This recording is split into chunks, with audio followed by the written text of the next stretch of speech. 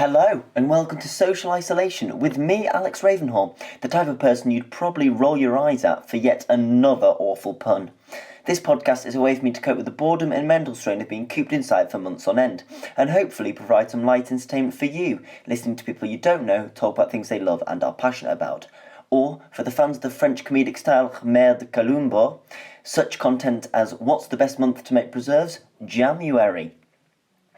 The idea behind the podcast is to reconnect with friends and talk about the things that you are passionate about and enjoy.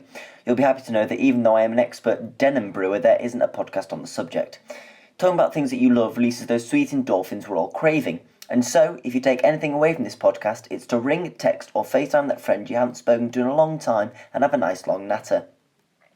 Over the following recordings, you will hear discussion on several topics, including acting, comedy, football, Pokemon, music, and television. Feel free to listen on those that interest you, or just listen to them all, and maybe you'll develop an interest from the impassioned discussion. Disclaimer time, none of us are experts on any of these subjects, neither do we claim to have any success in these areas. These are just people talking about things they enjoy. Finally, as you can hear, I am recording on this shitty little iPad, so apologies if the sound quality isn't quite that of some other podcasts. We end, as we began today, by talking about comedy, but this time we're talking to someone who's a little bit further away than Ed. Ed was about 200 miles away. Kat is in Japan. She's currently teaching out there, and she's a great comic, and we're going to talk all about comedy with her. I'm very excited for it. Watch out for swearing, because we might just get so excited about the cross-continental conversation, we might swear. So apologies if that offends you. Final little bit from me. My challenge today is going to be a tricky one. Kat knows me pretty well, but I'm going to try and convince her that I got a tattoo. Of what? I don't know yet. I'll do a bit of improvisation on the spot, see how that goes. Sit back and enjoy the last in the Social Isolation series. Okay, here we go. I'm going to start by introducing my guest today. I have with me one of the funniest people I know. I've watched her perform stand-up on so many occasions, and she's bloody brilliant. And she's also been there for me, especially when I get ridiculously drunk off Pimm's. With the first name of a domesticated feline and the last name of an American business magazine, it's Kat Forbes. Hello, Kat. How are you? Hello. Yeah, I'm good. Domesticated feline. I really am scraping the barrel for these now. I've done quite a lot of introductions, and I think I'm getting worse as I go along rather than better.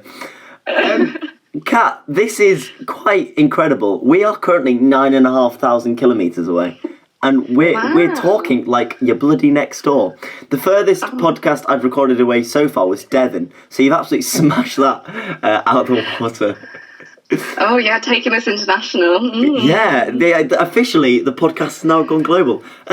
Lovely to chat to you, Kat. But it does feel a little bit formal, doesn't it? And there's a reason for that, because this, Shudun, is an interview. What? Wow, what? Oh my god. And like every great interviewer, I start with my first interview question, which is, Kat Forbes, what job am I actually interviewing you for? To be surrounded by books or a stand-up comedian. I'm going to take the surrounded by books because I think that's a really interesting profession. So, do you get paid to guard the books or just to be in amongst around them?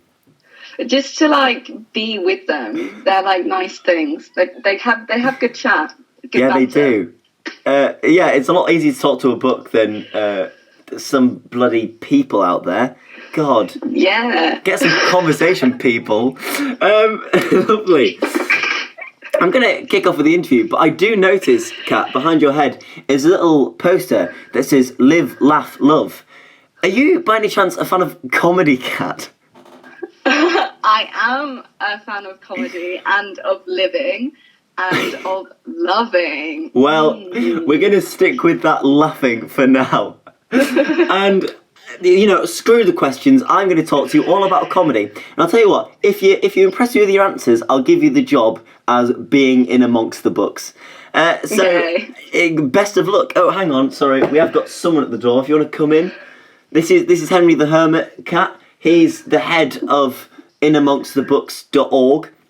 And he's just come out of his cave, actually, first time in 40 years, to grab a shaver. He's got a really big beard. But he is feeling a bit awkward because he's just come in at a weird time and he doesn't know what comedy is. So, Kat, could you please explain to dear Henry here what comedy is? Hi, Henry. So, comedy is essentially all surrounding all the idea of like laughing. It's making people laughing, and it's probably one of the core things that and best things humans can do. Yay! It really is. Henry breathed out of his nose, very satisfied, and has now gone back to the cave. Thank you, Henry. See you, man. Thank you, Henry. He's a quaint old fellow.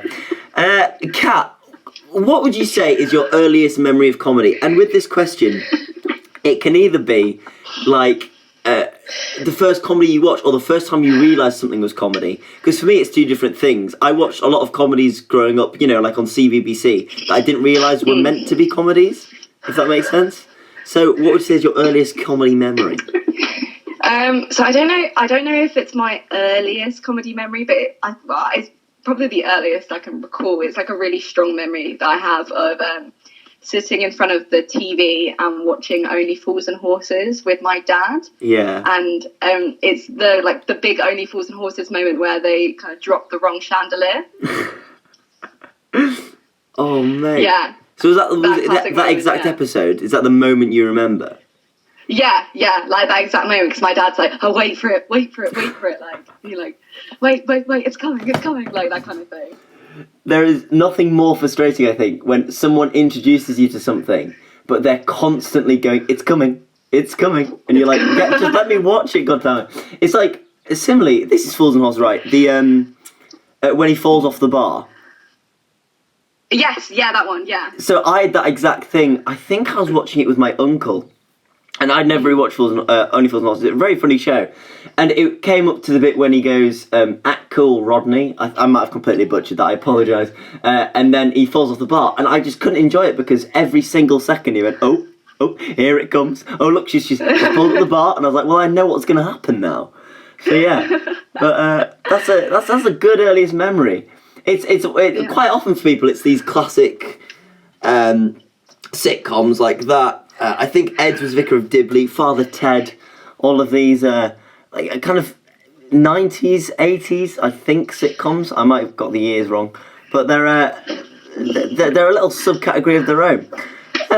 Yeah. I grew up watching my dad watching like 70s and 80s kind of comedy shows and stuff, and it was great. They're a pretty niche and fun little thing to pass time, like Dinner Ladies as well. I remember. Yes, Dinner Ladies, yeah. My school teacher used to absolutely love it, and he only had one set of DVDs at his house, and it was Dinner Ladies. He had all 3 seasons, whatever it was.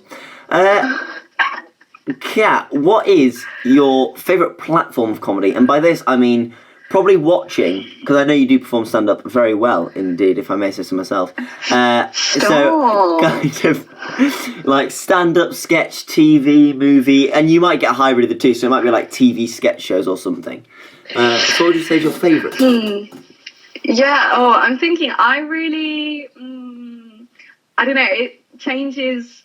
So live, I really like watching sketch shows. And then, I don't know, I feel like everyone loves like comedy movies and TV, but I really like watching Netflix stand-up specials. I really like them. Yeah. So, I don't know.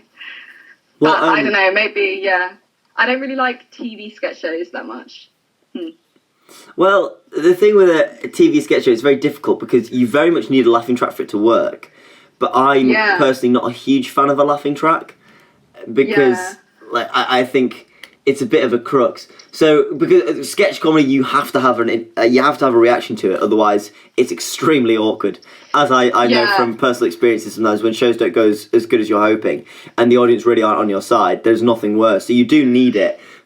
But I agree. I think the median for sketch shows is more so kind of fringe type theatre or just like theatre in general. Rather than television. It's easier when it's like really interactive and kind of in your face and things are flying everywhere rather than kind of behind a screen. I prefer watching sketch live. I think I saw it with you. Amazing sketch show in Edinburgh, Northern Power Blouse. Yes. Oh, such a good sketch show. Yeah. Yes, so good. They, I've seen it twice in a row now, every both years, and it's just brilliant. I didn't realise you'd seen it the year before. Was it quite similar, or did they change up what they had? It's it was changed up, so it was a completely new show. Same 3 actors. So so completely new sketches and everything. They do keep kind of the theme of like interacting with the first row and giving everyone food and stuff. Yeah. That's kind of a constant. But one of them is a former Footnote as well. He is. It's the guy, isn't it, out of the 3? Yes, yeah. He was Footnotes. And for those who don't know, Footnotes is the amazing comedy society that both me and Kat were a part of. Yeah. And we did our fair bit. Part of, committee of. Yeah, well, it depends how far you want to go. It's a very similar question, but you might have a separate answer. If you don't, that's absolutely fine. But more of a genre type thing. So what type of comedy makes you laugh? Is it the storytelling of like Peter Kay or Greg Davis? Is it puns? Puns can be hilarious. Slapstick? Or is it kind of bizarre or absurd comedy? There might be more as well that I haven't said, but any genres that stick out to you in particular? I love storytelling. Like, I love a really good story that ends in like a cracking punchline. Yeah. It's kind of you have to stick with them, but they have like a really good payoff. I really like those. And then I guess I like just really stupid, bizarre comedy like Milton Jones. He's really funny and just completely off the walls and bizarre, and I like that. I'm not a big fan of kind of slapstick and puns, I guess. I don't know. I think there's a time and a place for puns. But yes, it's not something that I'd watch. Like, if it's in, say, like a sitcom, or it's like every now and then, or I quite enjoy it when people like take the mick out of using puns. So they're aware that they look silly, if that makes sense. Yeah, exactly. Yeah, definitely. And I don't know, slapstick to me can work, but to me, I don't know, it now seems quite old-fashioned. I don't think you can rely on it. You can have it, like, I think slapstick works best, especially in kind of TV. I don't know if you've seen Always Sunny in Philadelphia, but there's one where she steals a pair of shoes and she goes out the shop, but the shoes are too small, so she trips over and smacks her head into a car. And that made me laugh out loud in the moment. But it's not a slapstick show. So I think with slapstick, you need it in small little amounts, and it's more impactful with that rather than it being a constant... like a show with slapstick, if that makes sense. Yeah. I always get told I need to watch Always Sunny in Philadelphia, and I just haven't got around to it yet. I think you'd love it. I know what you mean about slapstick. I guess Miranda as well. I don't know. I think the first time, whenever she falls over, like, I find it funny. But then if I rewatch the series, I don't find the falling over as funny. Yeah, because it's not. Slapstick isn't something that is rewatchable. Because if you know it's coming, I say that we have talked about a couple of iconic moments: the wrong chandelier, and when he falls off the bar. That is a very, very funny moment. But yeah, that's true. Yeah, I don't think it's something that you can rely. Like, it's not something that you can get a lot of laughs on, as you say, with repetition. Miranda's an interesting one because with Miranda, it's got to the stage where people now satirise her falling over because it's something that she relies on so much. Slapstick is a funny one, and I agree. I think there is a time and a place for it, but I wouldn't watch a slapstick show. Yeah, no, I wouldn't watch a show that was completely based off slapstick, which is kind of a change now, I guess. A couple of decades ago, there were shows that was just completely slapstick, and that's what everyone tuned in to watch. So it's just comedy kind of ages and changes with the time. Yeah. What do you think of comedy currently? A little bit off topic from what we've talked about before, but people are quite often quick to let nostalgia take over, and they'll say that the old classics, they're the real comedy. That was when comedy was proper. Do you think there's anything in that? Do you think maybe the quality of comedy has declined in recent years, or do you think that's absolute bollocks? It's just a different form. I don't know. I think comedy has just kind of changed over time about what people find funny and what people don't. I think there's loads of different movements with comedy because humor is so subjective. Like what I find funny, other people won't, etc. I think maybe comedy now has become more about being marketable. Yeah. So the people that get famous, the comedians that are famous, are much more are either really, really well marketed to just adults or really marketed to everyone. And yeah, I don't know, there's these trends about female comedians now always seem to be talking about sex, and obviously I'm one of the culprits of that, but there's always like these kind of like stigmas around comedy now, I guess. Yeah. Yeah, I don't know, there's people that are like, oh, another female comedian talking about her period, blah, blah, blah, like that kind of stuff. Yeah, so I don't know. I think it's so subjective. And certain comedies from the past haven't aged well. Some of them have, and that's going to be the same for our kind of comedic generation in decades to come. Some things won't age well, some things will. Yeah. Well, on that point, I think there's also a thing about diversification, because there are so many more medias and many more outlets for comedy now. That, rather than it being, the two Ronnies or something, where it's like there really weren't many options, and so you had to. Everyone watched the same comedians, so there was a very small group, highly male dominated, I may add as well, of comedians who everyone would watch. They were the only ones people had access to. Now there are so many different avenues, like Foil Arms Hog or online sketch troupe. That's something that didn't exist in the past. There are so many like satirical comedians that really weren't around before. So I think like the argument of the nostalgia thing is the older people are like, oh, but everyone watched those shows, so they were more popular. That's not the case. It's just that there are more options for the shows now. Yeah, exactly. Like you could make one funny video on TikTok and become famous for being funny and make loads of little videos. There's so many different forms that people can be funny now. It's not just set sketch show, set stand-up comedy. Like there's so many different ways that you can do stuff now, and that means that kind of audiences are spread out and more sparse in different places. Yeah, really interesting. Yeah, I like this conversation. I think also comedians are able to take more risks, because there's not the watershed at 9 o'clock. It's not these family orientated kind of cabaret-esque shows. Whereas now comedians can take the risk. I'll give an example of Ricky Gervais, who is quite a what's the word? Some people like him, some people don't. He's a Marmite of a guy. But I will point out Afterlife as a very interesting show, because it is very, very funny. It's very, very offensive. But it is also, I would argue, one of the only sad shows. I was talking about this with my sister, actually, because I asked her on another podcast, does she have any sad shows?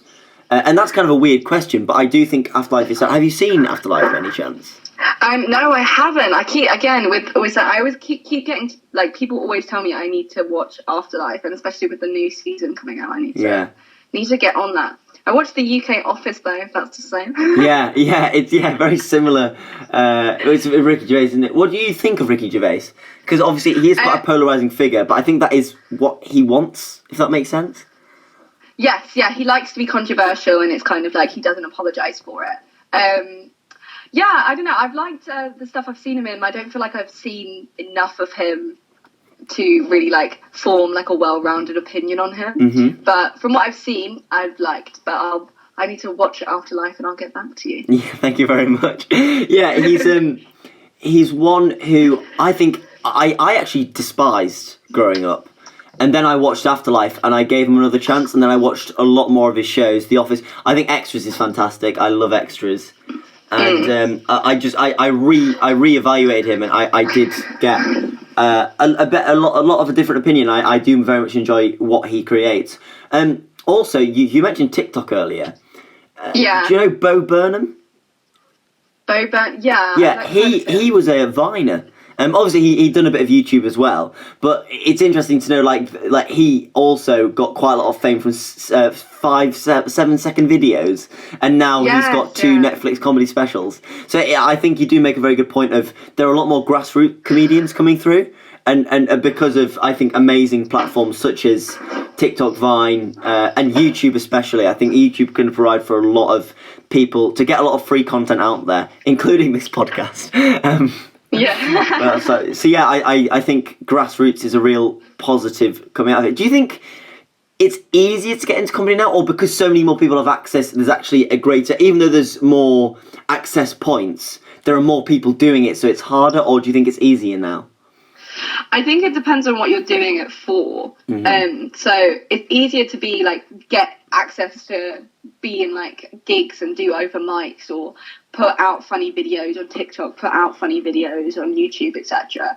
But to like get famous from them, if you're seeking to get famous, then it's probably harder because there's so many more people, there's so much more competition. You just go to any kind of gig and there's like 20 comedians. Like you go to any gig in London, there's 20 comedians all just waiting for their 3 minutes, and that's kind of what it's like, but just on the internet on such a massive scale now. With you put out one funny video on TikTok and it's like there's no one who's gonna, barely anyone who's gonna see it, or it just all depends on chance. So it's easy to get into comedy at a low level, but to actually pursue it as a career and to be really at the height of the game is harder. Yes, yeah, I think so, definitely. Yeah, I agree with that completely, because you look at kind of I think the last generation of it, with like the Jack Whitehall generation, the Rob Beckett, all of those, where everyone knows each other. Whereas now, I think now when you get these type of comedians on, like podcasts and interviews and things, there won't be that really close network. I think some people will know some people, but because there are so many options, you don't get like classes of comedians coming through. It'll just be like a massive variety of people. Yeah, it kind of used to be a thing that you could win shorter or win so you think you're funny and you're kind of set for life. Yeah. And like 10 years ago, that was kind of the trend and that's what you did. But now it's still a lot of hard graft and things like that. And you see these famous stand-up comedians on TV, and none of them are, fresh out of uni or anything. They've all kind of done their 10 years of hard graft going around on the circuit and things. So yeah, it's like hard to get there, and I do think it's probably, there's more competition now because it's more easily accessible, but I don't think there's anything wrong with that. I mean, I don't think there's anything wrong with there being more comedy out in the world. Yeah, and I also think the comedy you'll get at the high level will be so high tuned and so like fastidiously articulated and intricate, because they've had to polish it better than anyone could ever hope to get to that level. Yeah, exactly. The people that are at the top will be the ones that deserve it, and the ones that are like the most people feel are the funniest. Yeah, fantastic. Funniest film. Let's slide straight into that one. I was really thinking about this question. I watched that the new wedding movie on Netflix. I can't remember. With Aislinn B. I think she helped write it. Yes. And Sam Claflin and some others. Yes, yeah, Sam Claflin. You just had to say Sam Claflin. I was like, yeah, that one, yeah, that's the one. That I found that really funny, and that's really funny, and like I really enjoyed that. And then other than that, I could just think of Kevin and Perry Go Large. That has just opened a real weird area during puberty for me, where I used to watch Kevin and Perry. I watched a bit of Harry Enfield and Friends, and then I watched that film. Yeah, oh my god, that's opened a lot of memories for me. Thank you, Kat. Yeah, it's just a complete whirlwind of a film, and yeah, I just have a lot of memories from that film. But I don't know why. That's just the thing that popped into my head. I was like, either that really funny modern Netflix wedding movie with Sam Claflin, love him, or Kevin and Perry Go Large. It shows you've got a wide range of interests, I think. Yeah, exactly. Wide range of interests. Yeah. I think last time I was on with Ed, I said it was In Bruges, which is a really funny, but like it's not a comedy. It's probably a dark comedy. But also, I'd have to say We're the Millers. And that's only for the first time I watched it with my family.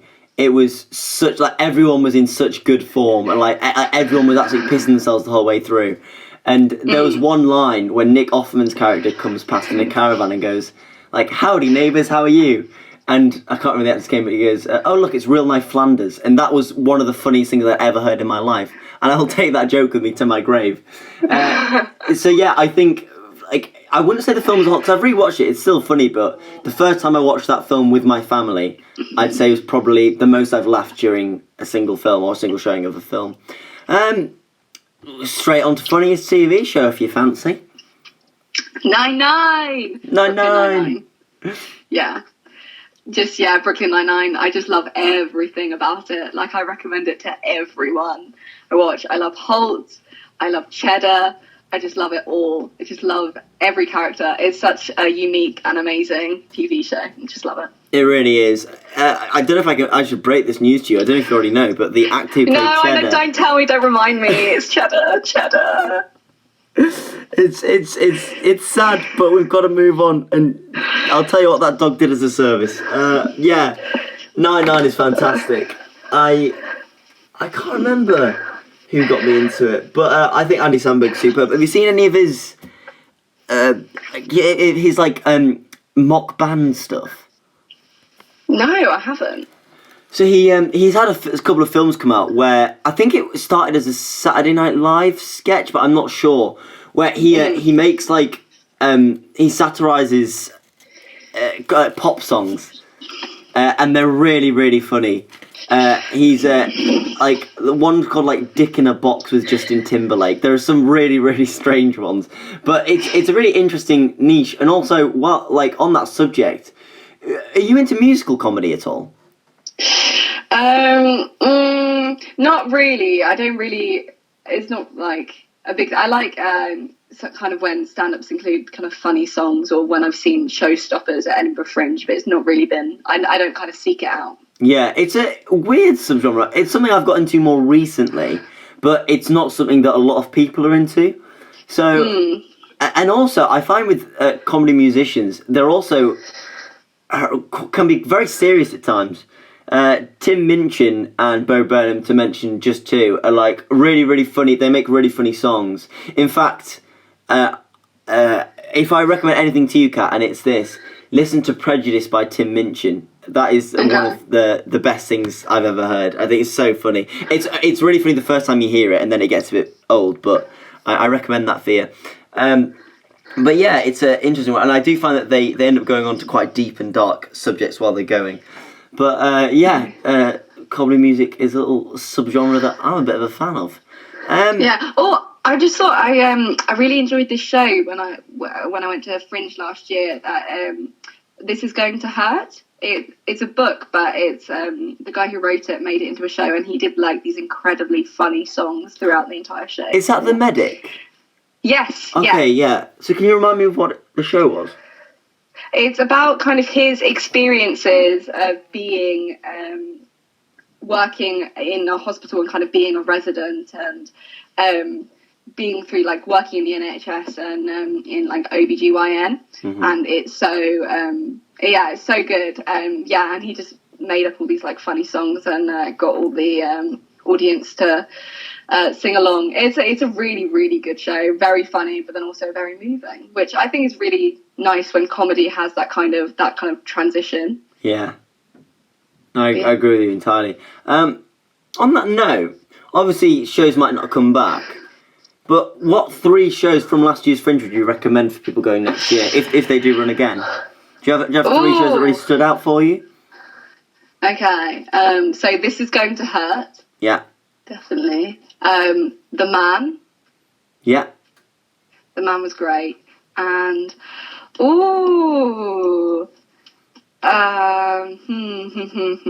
other than Twistery, let's just go for Northern Power Blast again. Yeah. I think I put Northern Power Blast in mine, and then I had not a weird Fringe, but my thought process was I paid for certain quite like professional things, and by professional I do mean Basil Brush. That was a fantastic time. That was incredible. Oh my goodness. Yeah, no, Basil Brush. I recommend Basil Brush. Basil Brush for adults as well. Like, that was something I didn't realise I needed in my life until it happened, and it was just brilliant. And it had really good audience interaction, really good participation, some good guests, to be fair. That was a really sick show. And then I saw the improv Harry Potter show. I didn't actually enjoy that when I saw that 2 years ago. Did you not? Was it good for you? It was okay, but having known, like, don't get me wrong, I've never really performed very good improv at all. But knowing a little bit about improv, I wouldn't say it was the strongest form of improv I'd seen. They were funny people on stage, but they weren't amazing improvers. I always had a sense that, I don't know, I think I just knew a bit too much about Harry Potter to really enjoy it.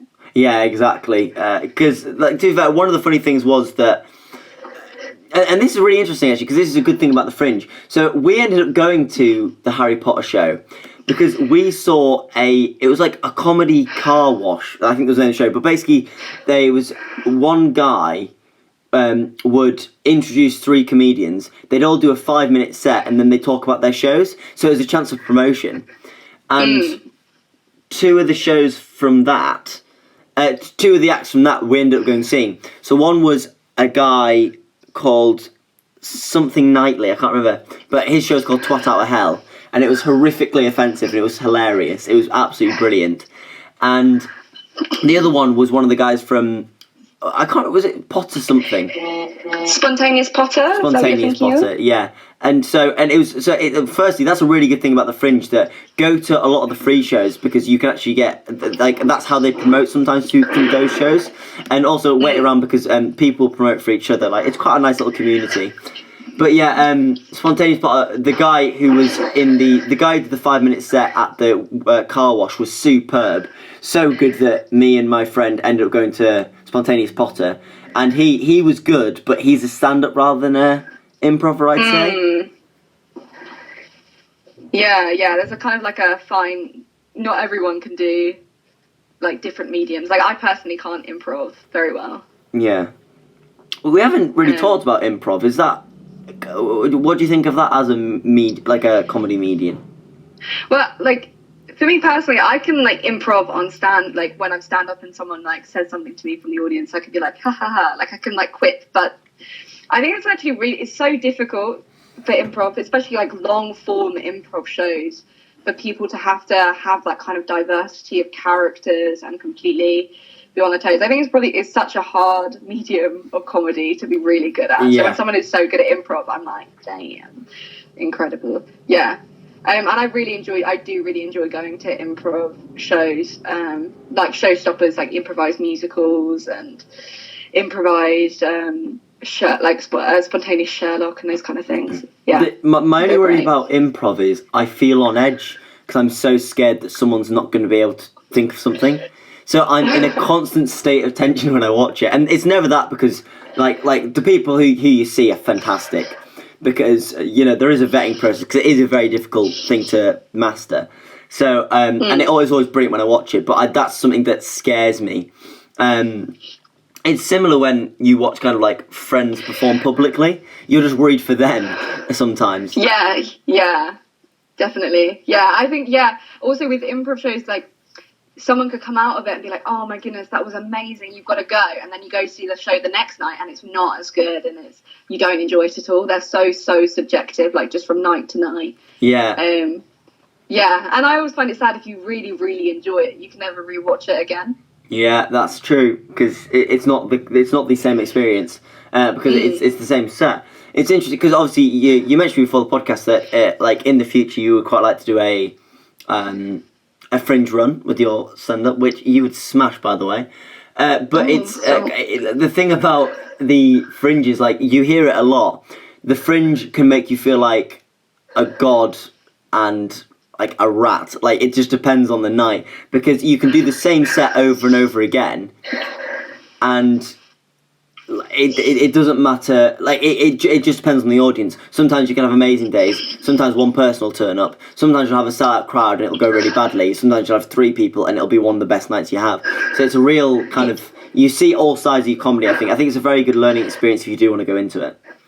Yeah, exactly. Like, I mean, you just know from Twisty Run where we had, like, we could have, like, barely anyone in the audience and they were, like, the loudest laughers. Or that night we had a full audience and then about half of them walked out. Yeah, and the interesting thing about that is we didn't have a door in our room. It wasn't the best venue, was it, Kat? It was a very mixed bag. You know, one of the nights, one of our very firstly, there were pillars in the way of the audience, which was always a thing. Secondly, we didn't really have a stage. It was more of a platform. And, when it rained really heavily, one of the wall next to the stage, actually, would just drip with water. So it was fun. And then, we didn't have a door. So if people did leave, they literally had to lift up a door and walk out. Now, I think History was a fabulous show.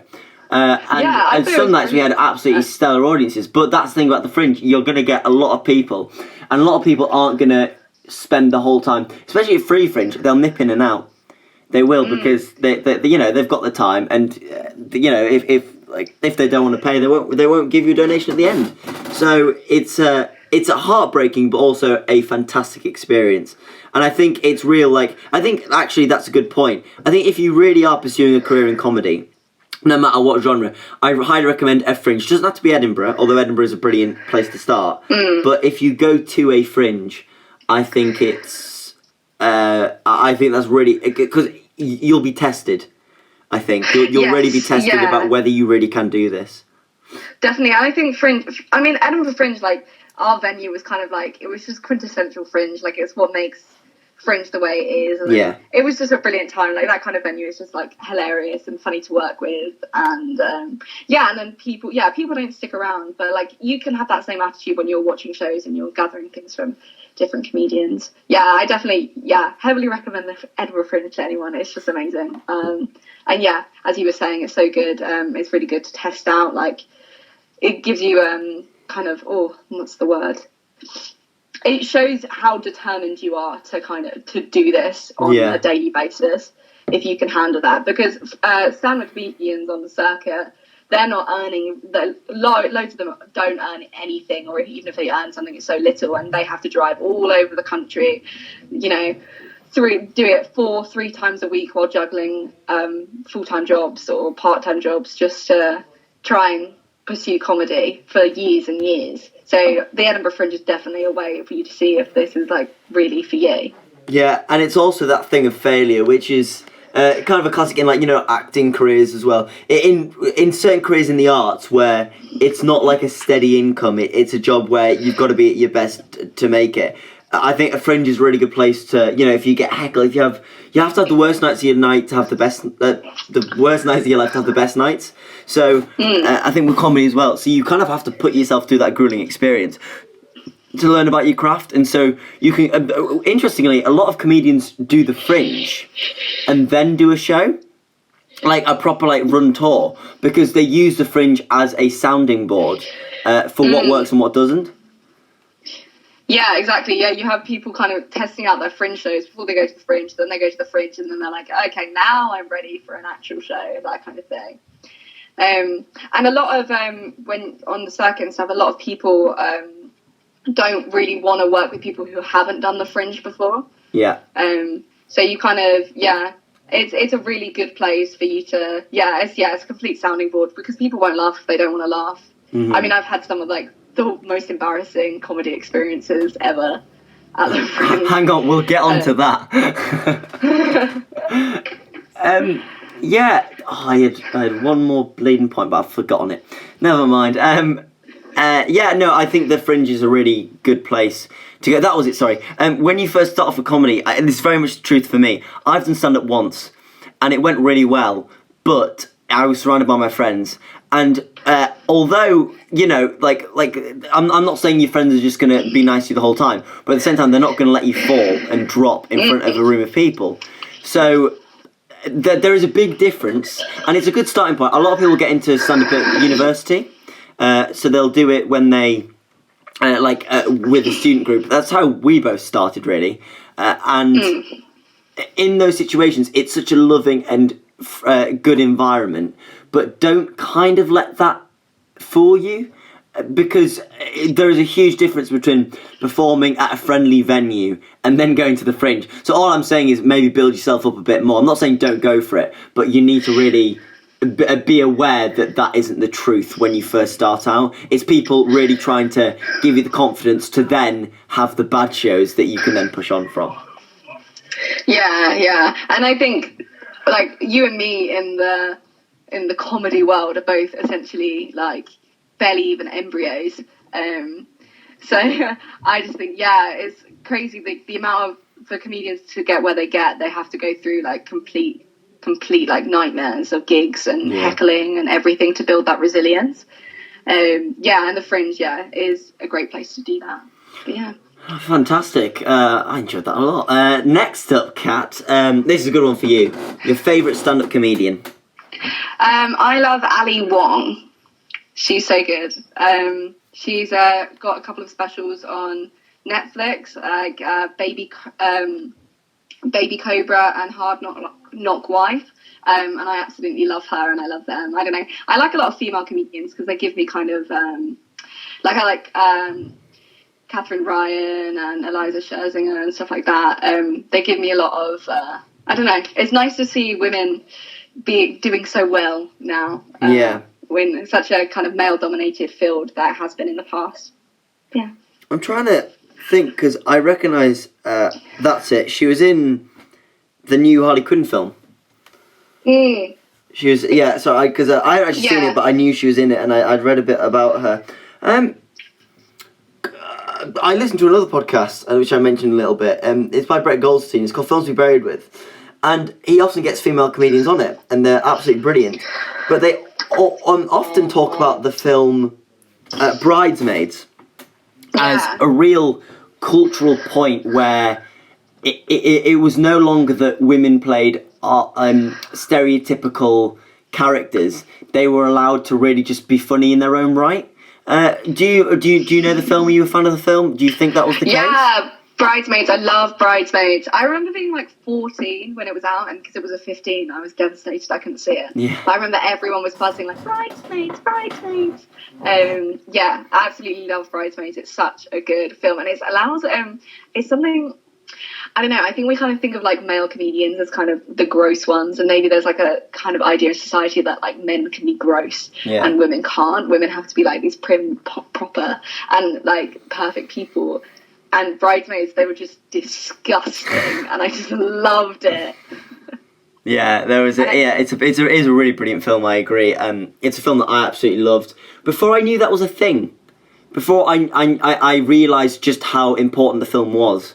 Which is a positive, because I think people will grow up now and they'll see Bridesmaids and go, oh, that's just a normal comedy film, rather than it being this real era-defining film at the time, which is a nice transition, I think, and it's a real jump-off point, I think, for female comics going forward. Yeah, it's like this big thing, because I mean, after Bridesmaids, you see there's much more of a trend in female comedians. You've got like Amy Schumer, who's like known for being quite out there, and Ali Wong is quite out there, and there's a lot bigger of a trend of women being more seen and also being more controversial and a bit more like openly honest, and really going for like a lot more I don't know, I don't want to say controversial again, I've already used that word, just naughty topics. Naughty. Let's go for that.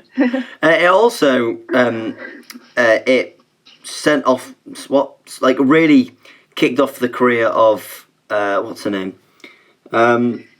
Melissa McCarthy, who is another one who's had so many films out since Bridesmaids came out.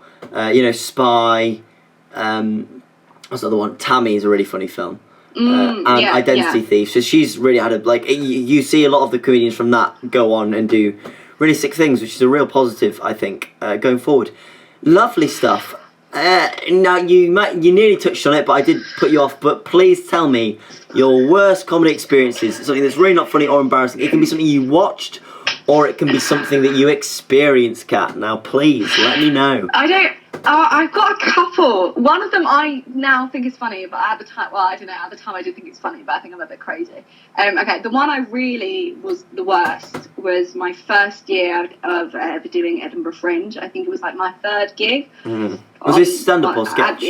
Yes, stand-up. My third gig at stand-up at the Edinburgh Fringe, and obviously still a lot of like new content, new to writing, new like kind of stuff. So this was about 4 years ago now. And I got up on stage, and it was just the audience was these 4 old drunk men at like 3 p.m. in the afternoon.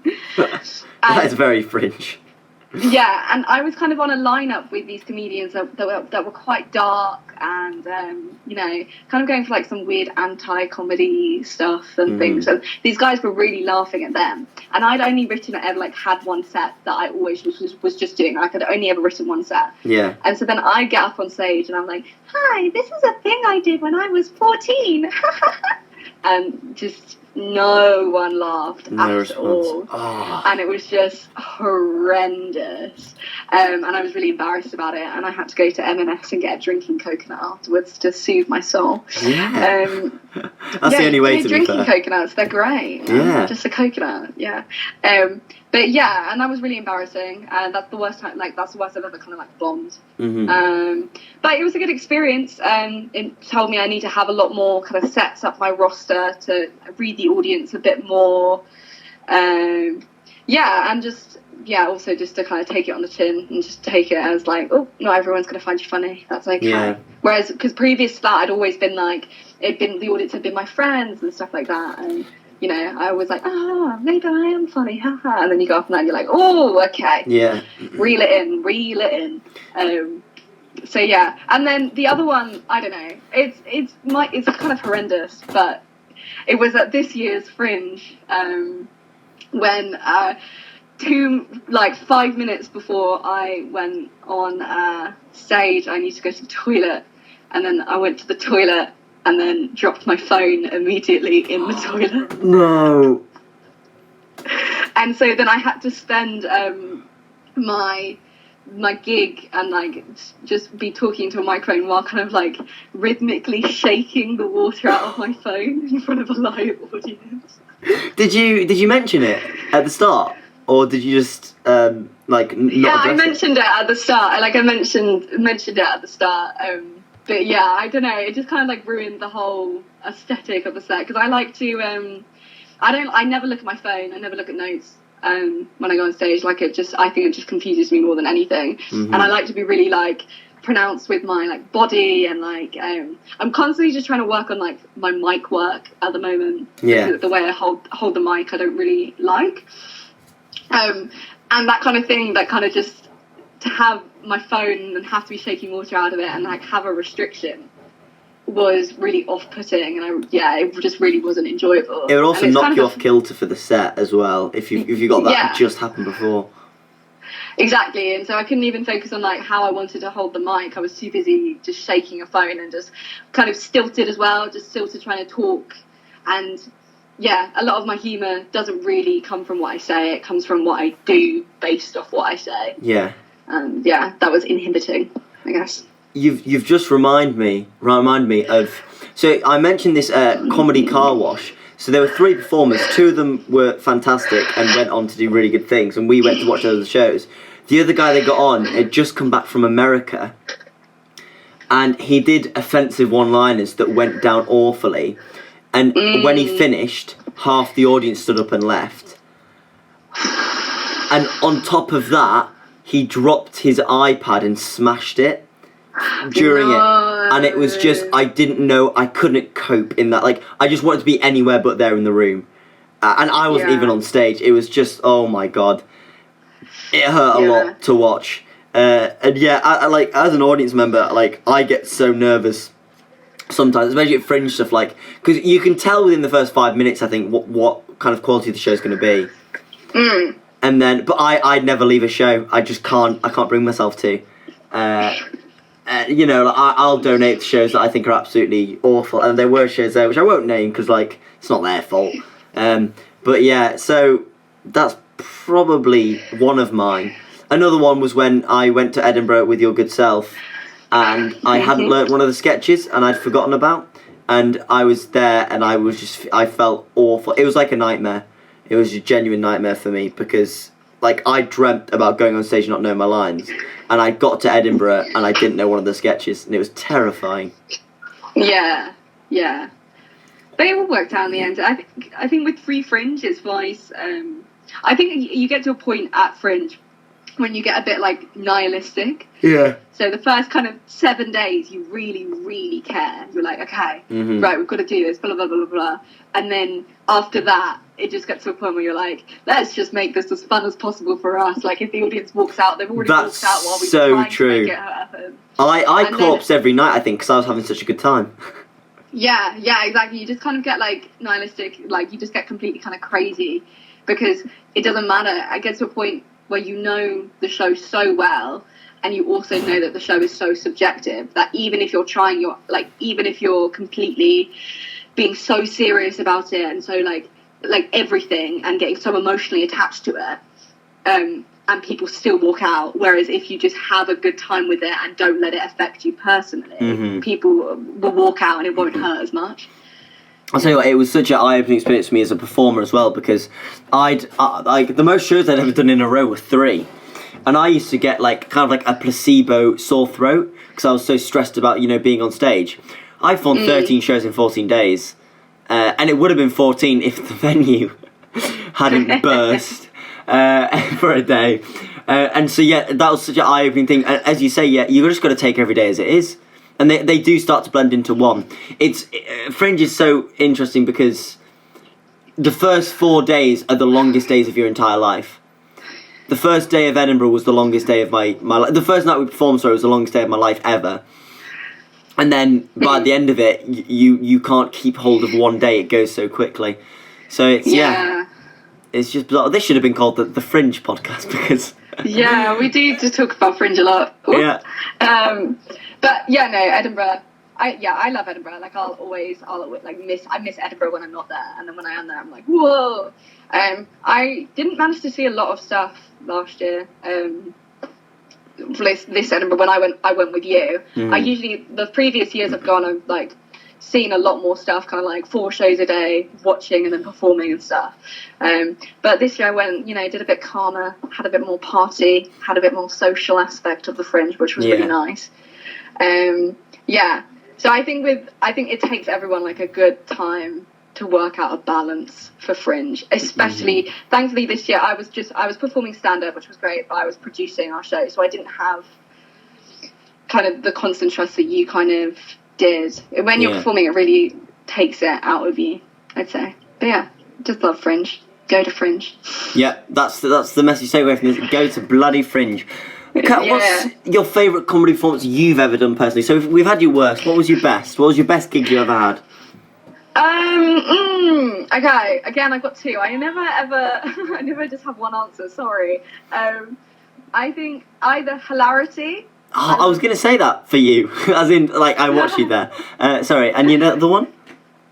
I did a gig at Birmingham Symphony Hall once, and it was for International Women's Day as well. And I don't know, it was the fanciest gig I've ever done. And it was fancy. We had a little room to the side which had food and free drinks and stuff. Bloody and hell. My name was on a list, and that was really that was fancy. That made me feel quite cool. But hilarity, I think I have an emotional connection to, and getting to see stand-up comedians was it Sophie Duker stuff perform. Was she the last one you were at? Yes, Sophie Duker, and that was brilliant. Just for people who don't know exactly what hilarity is, do you want to give it a little shout out?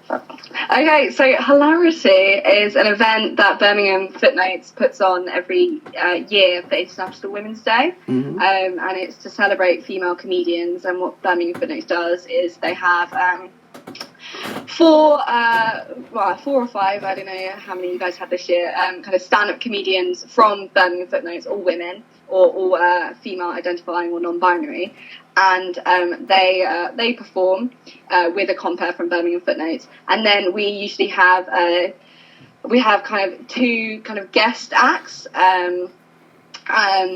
We have 2 kind of guest acts. So the first guest act is they've had links to us in the past.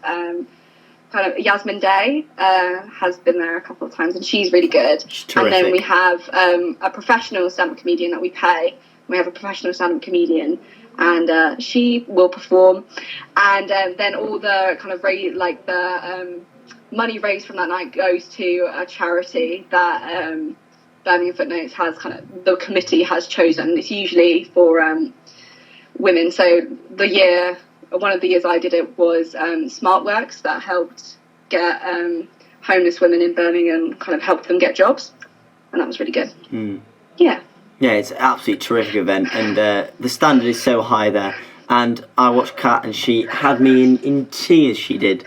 Last year, and this year's one was really, really good as well. It was great to watch. It's just a brilliant event, and it makes you very proud to be part of the committee, as we both were. To see something so brilliant and so grounded in helping others and promoting female comedy, it's just absolutely, it's a really superb event, and it's organised very well. Superb. I'll just give Rachel Baker a shout out there, because she does a lot of the background work for that, and she really puts in a hell of a lot of effort. Yeah, I think I had the perfect position on committee vice president. I kind of got the power, but seriously, name me one thing I actually did as a vice president, and that's all I'm going to say. You shaped the committee for the better. I shaped the committee, and one time when Rachel didn't turn up to a meeting, I had a bit of a power trip. That's all that happened. Yeah. You took it. Lovely. Kat, your final question now. Can I say, it's been absolutely lovely having you on so far, and you are getting so close to your dream job of being surrounded by books. But for that reality to become true, I need you to answer me this very last question. Kat, who for you is the funniest person in the world? And once again, you are allowed a couple if you explain them. Okay, no, I've got one. My mum is not going to be impressed with this, but I think for me, the funniest person in the world is my dad. Aww. Yeah, she's gonna be he fuming. really cracks me up. My mum is not going to be impressed. If I can have 2, then it's my mum and my dad. Yeah. They're just really funny, and a lot of my humour comes from my dad, and all the shows we watch together, and him and me have the same sense of humour, so I'd find him the funniest person in the world, because he also has my humour. That is a fantastic answer. That's so lovely, that is. Lovely note, lovely. Lovely note to end on. Kat Forbes, thank you so bloody much. I can't believe how far away you are. It's shit. I know. I'm in Japan. I'm in Tokyo. I'm living it up. How is I'm really sorry. Am I allowed to ask you one more question? Yeah, of course. So not only is Kat a stand-up, she is an international stand-up. She has performed in places like Birmingham and Japan. So my genuine question is, how have you found the difference? Performing in Japan, is it a lot different? Do people respond to different things? Because I know there's a different culture around women in Japan. You mentioned to me there are women only areas in the cities and things. So for a female comedian, is there a different response to it, or is it exactly the same? Yeah, so I do English speaking gigs. I think gigs. I'm currently. I've only done a couple of gigs out here, and they were open mic nights. Yeah. And then Corona kind of hit, and wow. But yeah, so there's a lot of English speaking gigs out there, because there's a massive expat community. Mm-hmm. But it's really interesting to not just be to go to these gigs, and it's Japanese people that can speak English, it's Australians, Americans, just anyone who can speak English is at these gigs. So obviously there's a lot of people to cater to. Yeah. It's been really fun so far. I'm really enjoying it. I want to get back into it after Corona blows over. There is, I think, because it is a small, very niche specific community, it's English speaking people in Japan, specifically in Tokyo, who like comedy. It's a very niche kind of place. So I've got to get to know a few people a bit more, and kind of do more of these open mics, and kind of just see how it goes. But there are kind of proper gigs and everything. I think it's really interesting. It's very accessible. People are very welcoming, and it's really lovely. I just need to learn more about it and kind of get more experience over here. That's kind of it. It's a whole new circuit as well. Yeah, mate, that's so interesting. Thank you so much, Kat, again, for coming on and talking to All Things Comedy. It's been absolutely lovely to speak to you personally. Can't spent you in bloody ages. And I hope you're well over there in Japan. I hope your isolation is treating you well. Thank you. Yeah, no worries. I hope you're well as well, and I hope everyone is safe. They are at the minute, fingers crossed. Thank you so much, Kat. And thank you guys for listening. This is the last podcast in the series, but I'm not going to lie to you, I've already got another one in the works. So if you enjoyed this one, keep on listening along. And thank you again. Thank you to Kat, thank you to you, and enjoy.